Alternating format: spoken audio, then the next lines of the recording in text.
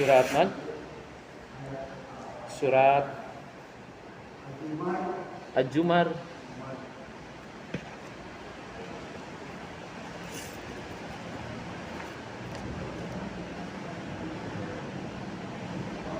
Tiga sembilan.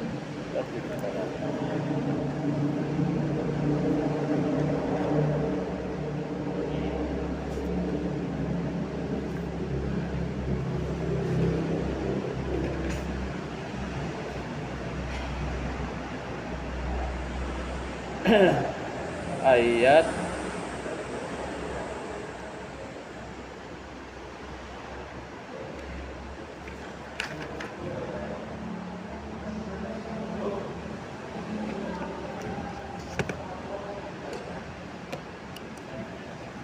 Al-Jumar ayat 20.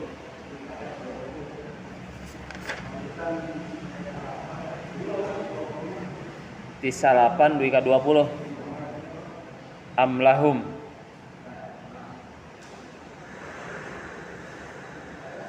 am indahum.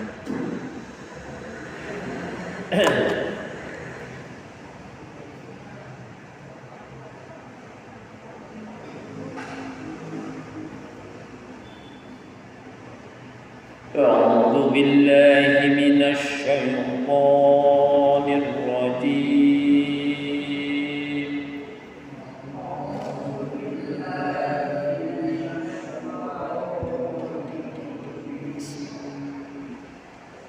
Am indahum khazainu rahmati rabbikal azizil wahhab. Nah, ayat 28. Al-Zumar ayat 9. Ya, 9 ya, Al-Jumar.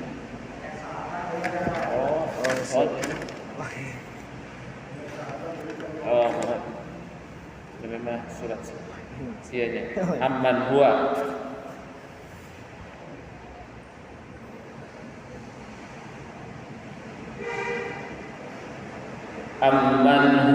qanitun ana al-laili sajidan wa qa'iman yahdharul akhirah.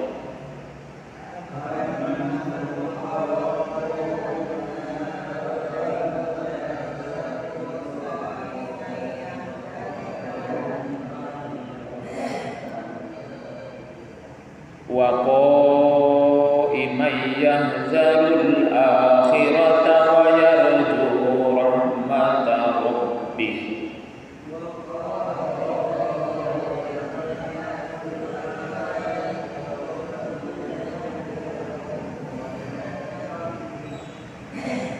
Qul hal yastawi alladhina ya'lamuna wal ladhina la ya'lamun.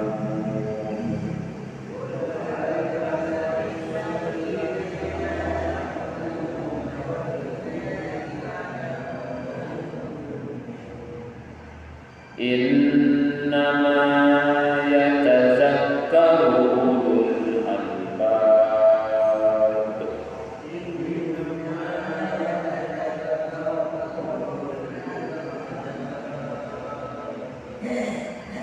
Qul ya ibadilladzina amanu ittaqu rabbakum.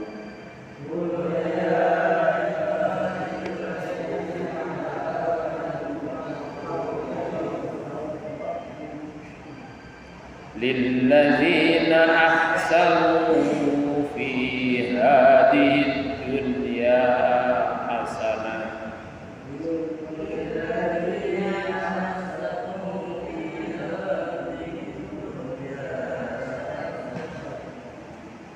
wa ardullahi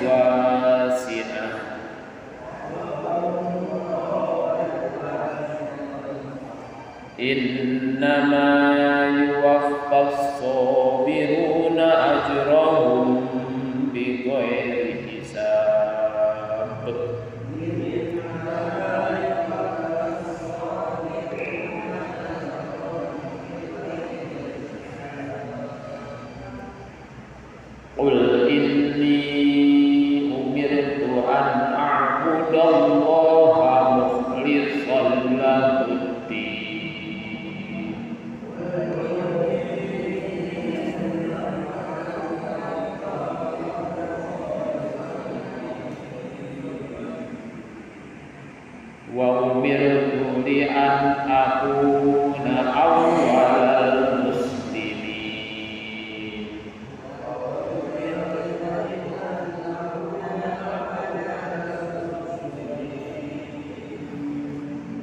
Qul inni akhafu in asaitu rabbi adaba yaumin adzim.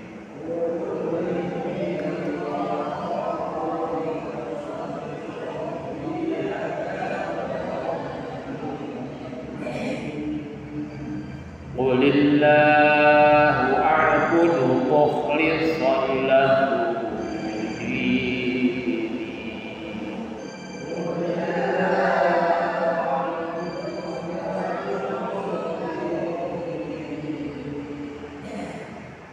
Wa'budu ma syi'tum min dunihi.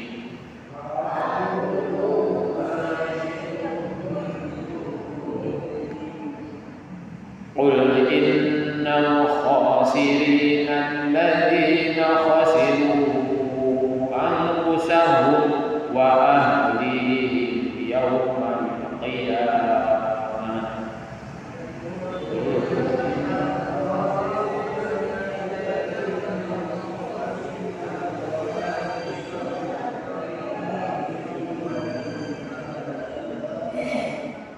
Ala dzalika huwal khusranul mubin.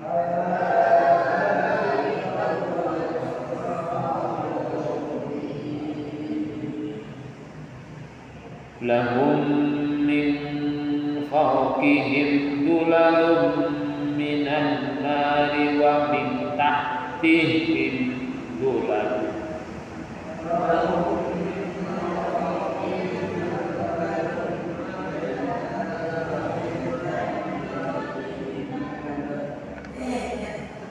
Dzalika yukhawwifullahu bihi ibadahu ya ibadi fattaqun.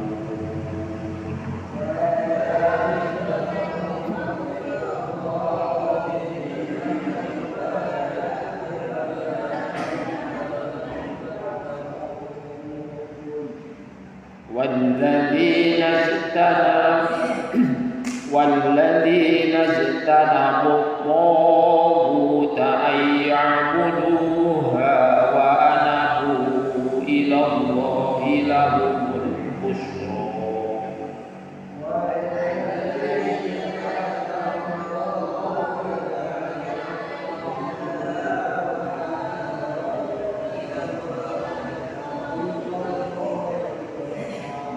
فبشر عباد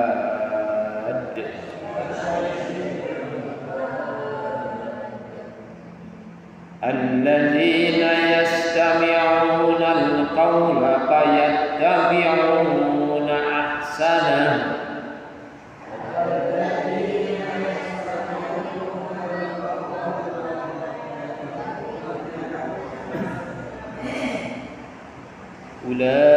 أولئك الذين هداهم الله وأولئك هم أولو الألباب.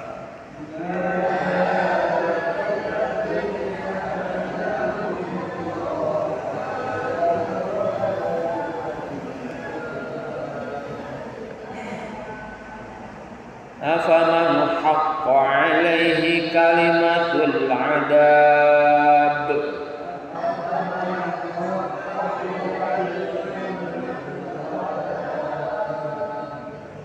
أفأنت تنقذ من في النار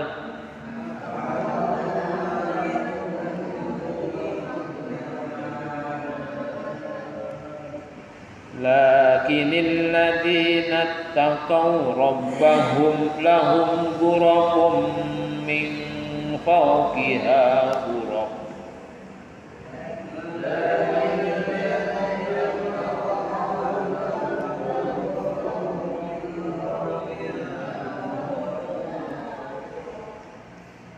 من فوق فوقها غرف مبنية تجري من تحتها الأنهار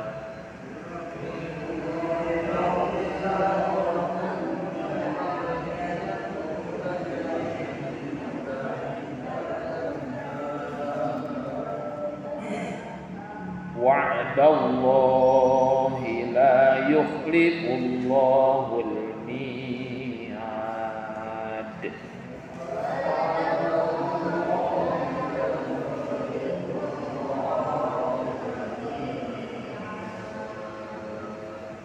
Sadaqallahul azim.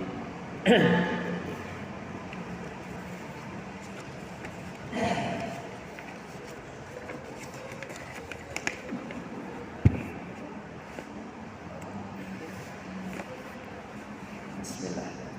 Alhamdulillahilladzi hadana lihadza wa ma kunna linahtadiya laula an hadanallah. Asyhadu an la ilaha illallah wa asyhadu anna Muhammadan abduhu wa rasuluh. Allahumma shalli wa sallim ala Muhammadin wa ala alihi wa sahbihi wa man tabi'ahum bi ihsan ila yaumil amma ba'd. Hadirin jamaah Masjid Al-Mujahidin, alhamdulillah pada kesempatan ini saya diberikan satu kesempatan kehormatan untuk mengkaji sekitar Islam dan kaidah sosial. Jadi berbicara sekitar Islam dan kaidah sosial. Apa yang dimaksud dengan kaidah sosial? Jadi ada kaidah-kaidah, undang-undang, peraturan di dalam sosial itu diakui oleh Islam. Kita kaji, dan ini kewajiban bagi kita untuk menegakkannya gitu. Dan dalam kaidah sosial itu diangkat apa yang kita lakukan kalau sejalan dengan Quran hadis, kalau ada yang dicontohkan oleh Rasul itu jadi ibadah. Dan kalau tidak ada yang dicontohkan oleh Rasul tapi Rasul membolehkan, tidak bertentangan dengan Quran, dan juga itu ibadah. Tetapi tidak secara mutlak urutannya dari awal sampai akhir dikasih contoh oleh Rasul. Nah, itu kaidah sosial. Kaidah sosial yang pertama kita angkat keadilan. Jadi di dalam surah An-Nisa ayat 58, A'udzubillahi minasyaitonirrajim. Innallaha ya'murukum an tu'addul amanati ila ahliha wa idza hakamtum bainan nas an tahkumu bil 'adl. Ayat lain ada yang disebut bil qisti, ada al-'adl. Jadi ini sesungguhnya Allah yang memerintahkan kepada kita semuanya untuk menunaikan amanat kepada ahlinya. Dan idza hakamtum bainan nas, apabila menjatuhkan satu hukum, antahkumu adalah kamu menghukum bil adl. Keadilan ini banyak. Ada keadilan kita terhadap Khaliq, pencipta, ada terhadap makhluk. Nah, kalau terhadap Khaliq biasanya disebut itu tauhidul ibadah. Saklek itu adalah tauhid al-ibadah. Jadi tidak ada tawar-menawar lagi tauhidul ibadah itu. Nah, sekarang kita akan berbicara keadilan terhadap makhluk. Ya, makhluk banyak. Emang harus adil? Ya harus adil terhadap makhluk. Makhluk yang hidup, makhluk yang mati, enggak sembarang. Terhadap, nah sekarang yang ramai, ya bulan-bulan ini yang ramai, Presiden mengumumkan ormas boleh mengelola pertambangan. Pertambangan itu batu, pasir, emas, penggalian itu makhluk yang tidak bernyawa, yang tidak ada ruh, hidup. Memang makhluk. Jadi bagaimana kita adil terhadap makhluk? Oh, enggak sembarang ini. Terhadap air. Nah, sekarang sudah ada diatur. Ada fikih air, bukan masalah fikih air bab wudu, bab toharo. Tidak sembarangan gitu air ini karena milik umat. Asalnya air ini haram dijual. Haram asalnya air dijual. Karena dikemas, ada tenaga, ada kemasan, ada jasa itu, maka dimudahkan. Orang suka sama suka, maka menjadi boleh. Jadi kalau ini air, memang air lebih mahal dari bensin. Lebih mahal, semakin diperindah kualitasnya semakin mahal. Nah, terhadap makhluk-makhluk yang benda-benda mati itu kita harus adil, nggak sembarang. Karena kalau rakus merugikan yang lain. Wudu saja oleh Allah, oleh Rasul tidak boleh walaupun air banyak berlebihan. Wah, ini di Indonesia, di Tasik itu sangat subur lah air itu. Seakan-akan wudu. Kalau disunahkan membasuh tangan, fagsilu wajhakum ila wa aydiyakum ilal marafiq, dan membasuh tangan sampai dengan sikunya itu bisa 1 gayung 1 kali. Jadi kalau 3 kali itu 3 gayung. Dibahas dalam fikih itu nggak boleh tetap, walaupun banyak. Ini adil, tidak adil. Wah, ini air dari gunung, kita ambil aja untuk kekayaan kita, nggak boleh juga. Adil terhadap makhluk yang hidup. Makhluk yang hidup itu ada binatang, ada tumbuh-tumbuhan yang di luar manusia. Tumbuh-tumbuhan adil ya, kalau ini kering, kita selaku manusia muslim wajib untuk menyiramnya, kecuali ya memang madarat untuk dimusnahkan, dibakar. Tidak serta-merta. Jadi gitu. Apalagi tumbuhan yang dibutuhkan oleh binatang atau oleh makhluk manusia. Untuk makanan binatang, untuk makanan manusia menjadi sayur mayur, itu tidak bisa diberlakukan seperti ini. Yang melahirkan buah-buahan, karena Allah menciptakan itu. Jadi ini diberlakukan. Saya akan angkat terhadap manusia. Jadi terhadap makhluk ada, terhadap bukan manusia yang tadi tetap harus adil, nggak bisa. Terhadap bukan manusia, binatang-binatang, walaupun yang sembelihan itu ada etikanya, nggak bisa sembarang. Sapi mau disembelih ada etikanya. Ayam mau disembelih ada etikanya. Menyembelih binatang yang buas akan dibunuh juga ada etikanya. Contoh, apa yang bos, anjing galak, ular yang ganas, itu harus dibunuh. Tapi cara membunuhnya juga harus adil, nggak bisa disemprot dengan bensin, dibakar, nggak boleh, tidak adil.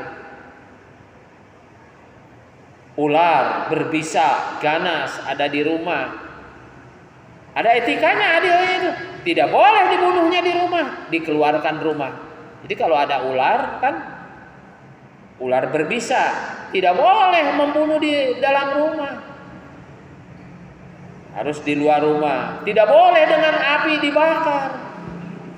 Tikus itu atau binatang-binatang yang hidup yang rusak. Apalagi yang harus disembelih dengan dimakan. Ayam, kambing, sapi. Ada etikanya. Sampai-sampai wal yurih dabiha tahu gembirakan. Jadi besok lusa akan menyembelih bagaimana? Wal yurih dabiha tahu artinya gembirakan hewan yang akan disembelih, jangan disakiti. Wah, karena mau disakiti ini, wah dengan susah payah segala macam sampai nggak boleh. Itu tidak adil. Runcingkan, tajamkan alat yang bisa memotongnya. Mungkin kalau di kita ya pisau dan golok, di tempat lain tidak harus berbentuk pisau yang tajam itu. Mungkin kan khitan saja sekarang yang tajam itu dengan apa? Bukan dengan silet, dengan apa? Sekarang itu laser. Nah, memang zaman Nabi mungkin digeprek-geprek apa batu diasah, atau mungkin menemukan ya besi begitu, karena besi belum ada setelahnya diolah ada dan seterusnya. Nah sekarang naik adil terhadap manusia. Oh terhadap manusia itu dan dibagi dua juga, yang muslim yang kafir, atau lawan dan kawan. Terhadap kafir apakah adilnya? Enggak bisa. Wah ini mah kafir ini rumahnya biarlah kebanjiran juga, nggak bisa. Ketemu katepel nggak bisa juga. Tetap harus adil terhadap musuh. Makanya sekarang Israel yang lain walaupun sedang berperang ada etikanya perang. Jadi terhadap manusia juga, terhadap orang kafir, apalagi kafir dipecah lagi, kafir yang memusuhi, yang menyerang kita, ada kafir dimi itu kafir harbi. Nah kafir yang ada bergelantangan ada di sini, kita jalan-jalan jual segala macam, jual bakso, jual alat bangunan, itu kafir yang tidak memerangi secara fisik. Ya secara akidah jelas, secara ekonomi, secara fisik tidak memerangi disebut dhimmi. Ada etikanya juga. Tidak boleh kita merampas, tidak boleh kita niatnya mau merampas tapi bahasanya nganyuk, mengutang, nggak bisa. Kalau kafir harbi, iya, tapi dengan kafir harbi saja yang memerangi ada etikanya. Sampai ada bulan-bulan yang tidak boleh berperang.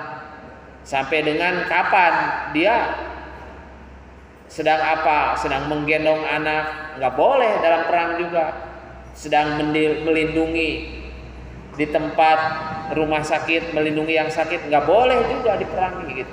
Nah inilah yang dikatakan, Allah katakan kalau kita diberikan amanat jadi pejuang, jadi dokter, nggak boleh segala macamnya, tetap harus adil walaupun kepada siapa saja. Gitu.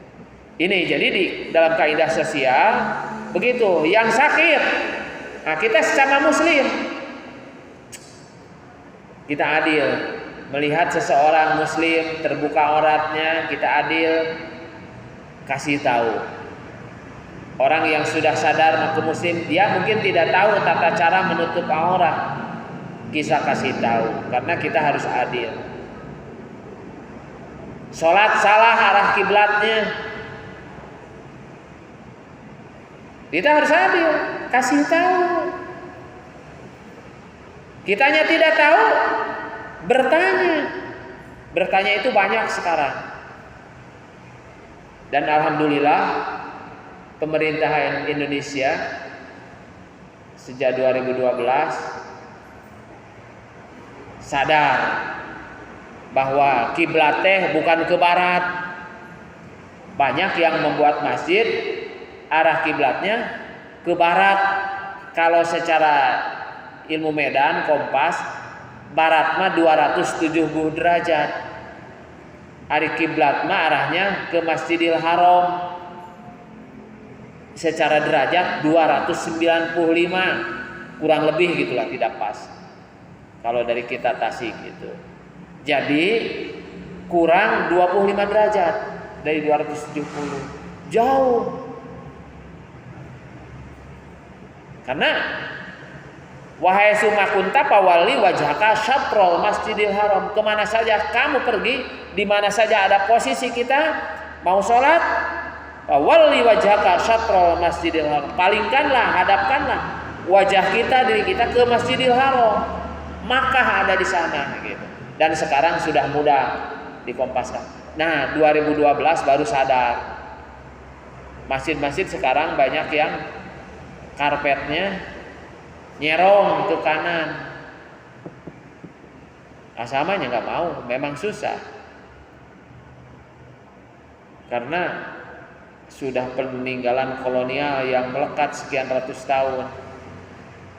Kalau sholat tidak pakai kopiah dianggap juga seakan-akan ya tersopan. Bahasa santri hilang maruah terbawa ke era.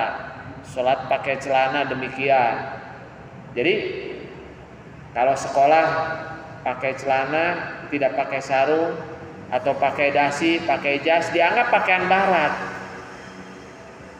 Nah, semacam itu. Dulu juga menelahkan Kompas, dianggap ini produk barat, cina peta dan alat-alatnya. Nah, inilah barangkali kita tetap harus adil. Waktu segala macam itu ini. Dan memang berdasarkan ilmu itu berkembang.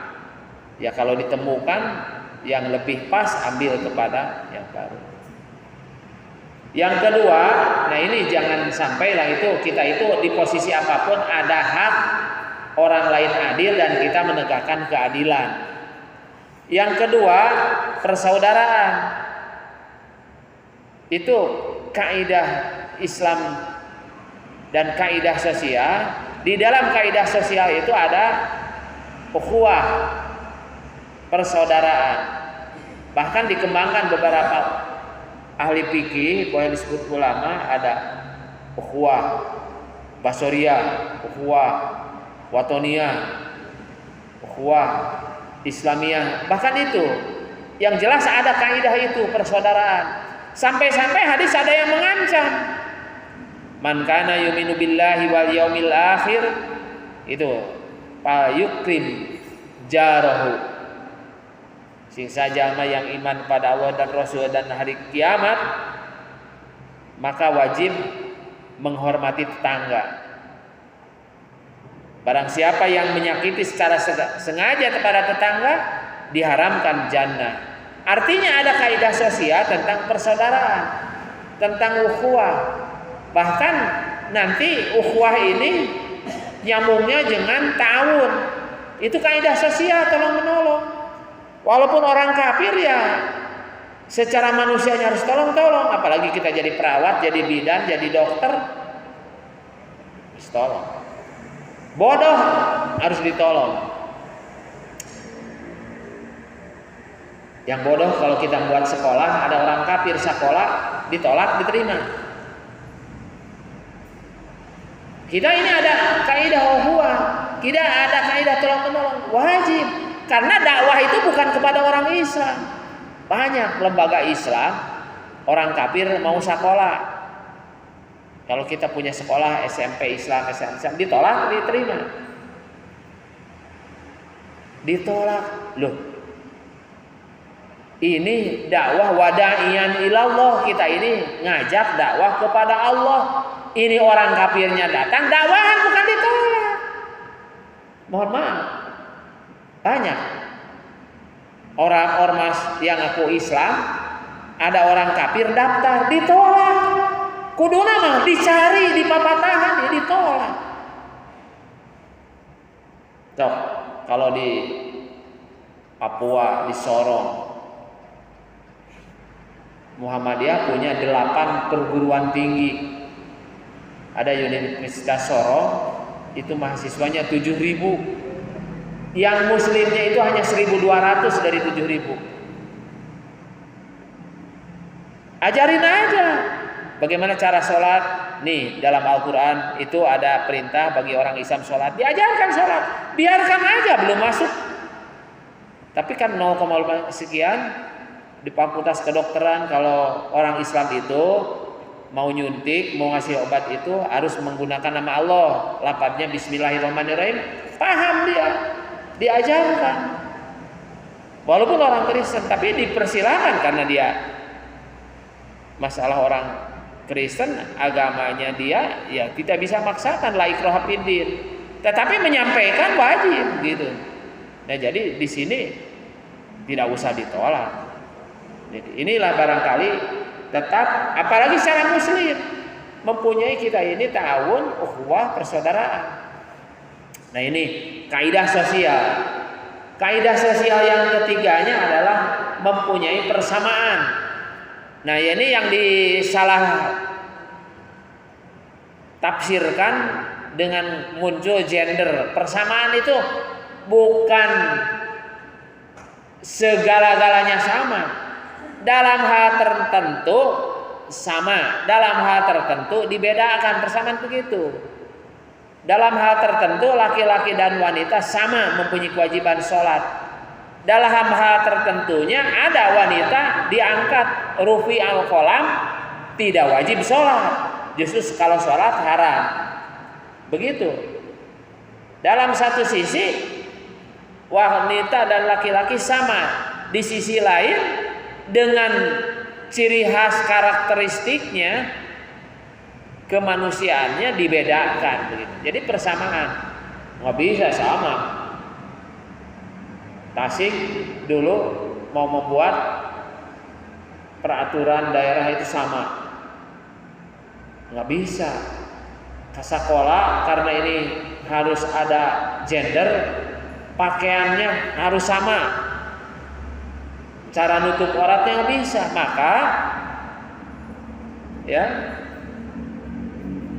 hal tersebut kita harus sampaikan. Dalam satu sisi sama, apalagi di dalam Islam. Dalam Islam ada orang Islam mubalik juga, kan bab waris sama haknya, tetapi bagiannya berbeda, walaupun pada akhirnya sama.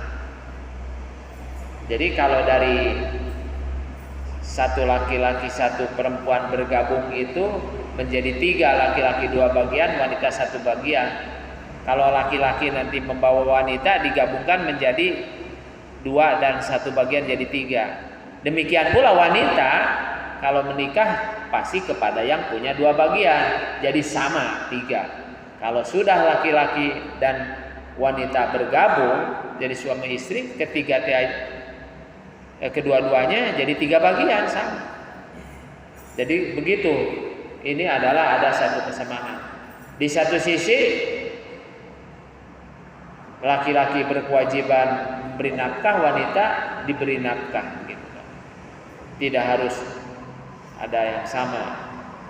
Dalam hal kepemimpinan didahulukan, dalam hal keamanan didahulukan laki-laki. Yang keempat, ini kaidah sosial yang dianggap bukan syariat Islam. Asyura, musyawarah, rapat, berbincang, nggak boleh kita ini. Kalau sudah kumpul 3 orang, angkat satu orang pemimpin menyelesaikan masalahnya, wa amruhum syura, diselesaikan dengan musyawarah. Nah, yang paling parah sekarang di Indonesia, termasuk kita, yang paling parah menentukan, mendidik anak, kebanyakan sombong katanya. Kalau kita punya anak, nangtukeun sekolah ka mana, apakah ditentukan oleh kepala rumah tangga atau istri, atau kalau kita berjamaah oleh berjamaah. Semestinya oleh jamaah kebutuhan. Kalau ini satu kampung disekolahkan ke satu prodi, satu jurusan, hanya itu saja, maka di sana akan kekurangan. Jadi kalau orang Tasik semuanya sekolahnya ke jurusan A saja umpamakan, ya ke ekonomi saja akan kekurangan. Karena kebutuhan kita di lingkungan bukan ekonomi saja, butuh kesehatan, butuh ahli pendidikan, butuh ahli agama, butuh apa. maka dianggap sombong, kita ini angkuh kalau kita berjamaah tidak bertanya. Aduh abdi teh gadupun anak ya lulusan ti anu kinten-kinten naon pasna. Cari aja Mas. Mungkin ada masukan-masukan. Jangan biarlah anak-anak saya sekolahkan bagaimana saya saja. Bahkan musyawarah dengan anaknya juga. Saya punya anak. Sampaikan, "Nak, udah di sini nggak ada kader untuk meneruskan di pesantren. Anaknya mau keluar saja sekolahnya ke inginnya." Dia musyawarah yang lain juga sama, ini kekurangan ustadz, kekurangan mubalik, kekurangan ajengan yang komitmen terhadap Quran dan hadis. Mau nggak? Kekurangan guru agama. Kemarin KCD Kota Tasik itu mengatakan kurang. Di SMA negeri nerima 1.200, hari guru agama ngan aya 4. Gimana? Mau target untuk mendidik mensolehkan, inilah barangkali. Jadi perlunya ada satu syuro. Di dalam syuro ini ada terjadi pas'alu ahla dzikri. Ada bertanya, ada nasihat, ada tausiah, ada dakwah. Maka untuk sementara saya dikritik oleh para guru mengadakan pengajian tidak dibuka dengan Zoom. Nanti ajalah. Bahkan pendidikan itu menurut saya walaupun boleh dengan jarak jauh, tapi tenyuna. Silahkan 10 tahun yang akan datang anak tidak akan menghargai guru. Karena dapat ilmunya bukan dari guru. Tidak melihat contoh tata cara guru, sholatnya bagaimana, wudunya, nutup auratnya, bagaimana bercakapnya, bagaimana ngariungnya, bagaimana berpakaian. Anak karena merasa puas cukup, mau makan beli gunakan HP, mau bertanya tentang ilmu gunakan HP, mau apa? Tidak pernah bergaul bagaimana etika terhadap orang tua terhadap yang lebih rendah. Ini nggak ada, bahaya. Teknologi bahayanya itu begitu. Maka udah lebih bagus pengajian kayak begini. Ada etika sopan santun, ada etika bermajelis, itu. Ada etika, banyak manfaatnya. Oh, jadi ada ujian secara langsung. Sekarang sedang dibahas banyak hancurnya pendidikan menghadapi apalagi Indonesia sebutnya tahun emas, wallahu alam apa jadi tidak.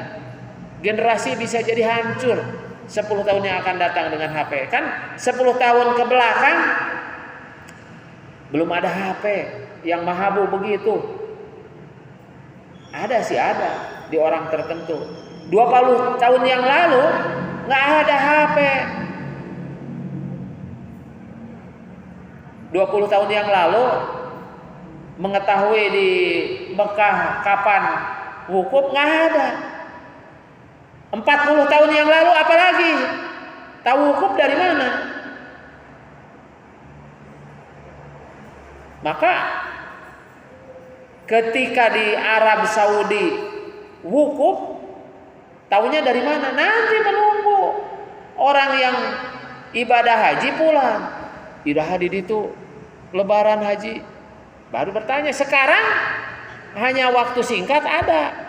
Maka di dialog kan tanyakan, saya bertanya pada berapa kiai, Pak Kiai, hari sunnahnya sholat saum itu karena wukuf atau karena tanggal? Sunnahnya saum Arafah itu karena ada kejadian mengetahui wukuf atau karena mengetahui tanggal 9?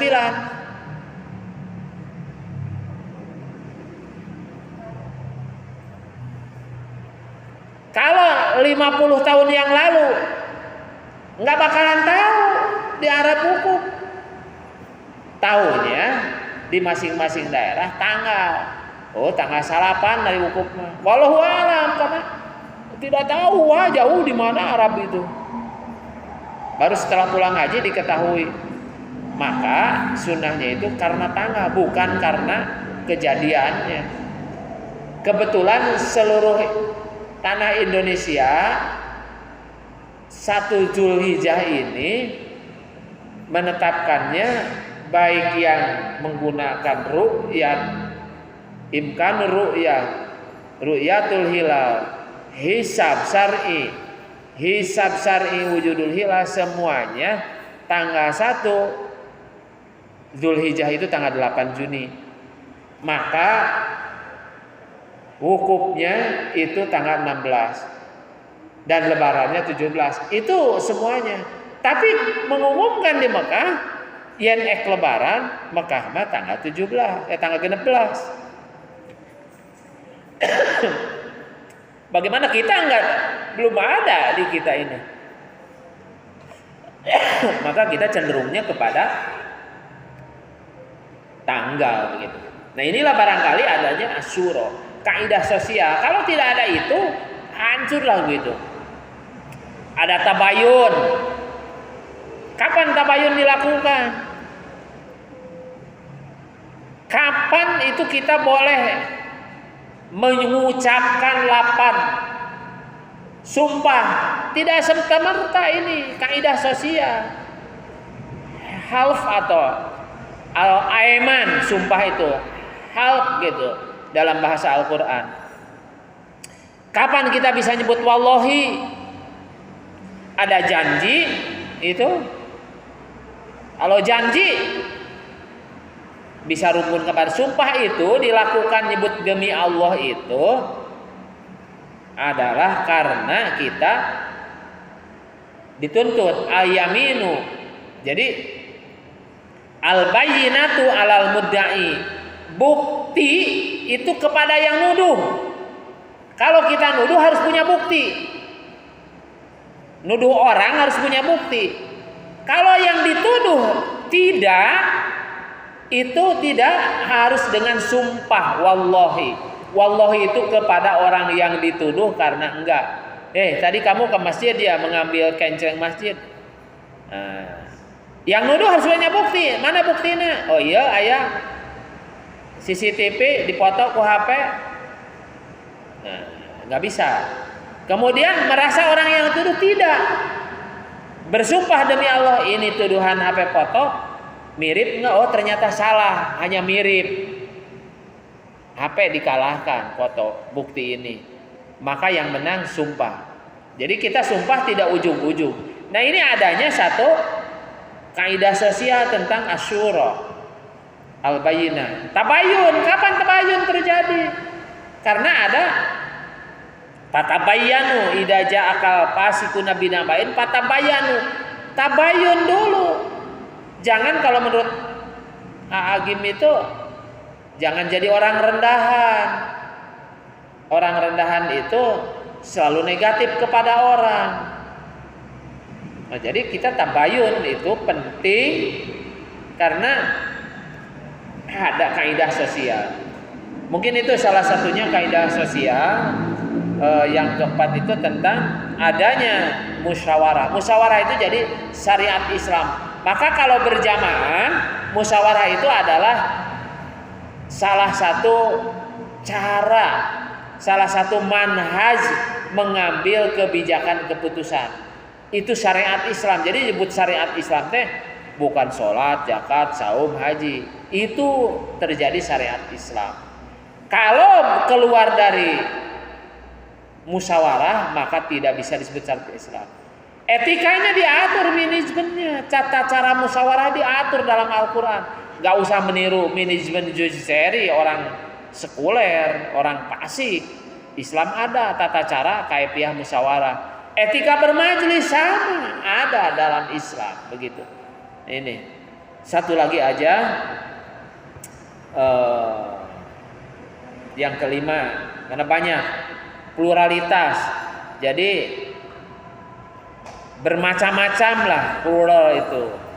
Jadi Allah menciptakan inna khalaqnakum min dzakari wa unsa wa ja'alnakum syu'uban wa qabaila. Allah ciptakan ada laki-laki, ada wanita, ada bangsa, bergolongan, berbangsa, bersuku, beradat. Ini harus disadari.